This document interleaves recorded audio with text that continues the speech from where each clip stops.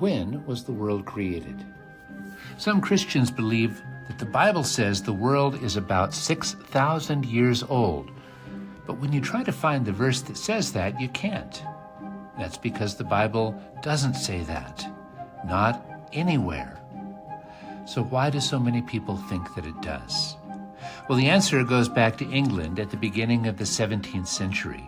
King Henry VIII had a major falling out with the Catholic Church, which resulted in him forming the Anglican Church, also known as the Church of England. As the King of England, Henry was officially head of the new church, and by 1603 this title had passed to his son, James I. James wanted to cement the break with the Roman Catholic Church, and one way to do that was to have a new Bible translation commissioned, an English Bible for his English church. There were already several English translations available, but James wanted a new one, and he authorized his own translation. It was called, logically enough, the King James Version, or the Authorized Version. But what does that have to do with the age of the earth? Well, James also wanted his Bible to have margin notes, and he asked James Ussher, who was an Irish bishop, to write them. Ussher was a highly educated scholar, but he was living at the beginning of the Enlightenment, and organized science was just barely getting going. There wasn't any way yet to measure the age of the earth or the universe. So Ussher did the only thing he was able to do at the time. He assumed that the dates in the Bible, the ages and the periods, must be literally correct.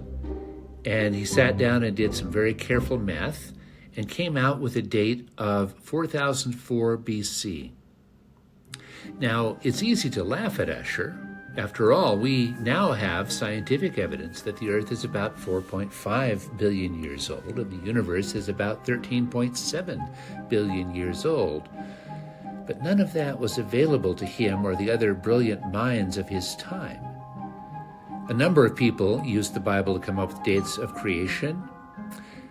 You probably recognize the names Newton and Kepler, but look the others up. You'll find that they were seriously brilliant, and they put a huge amount of time and effort into their calculation.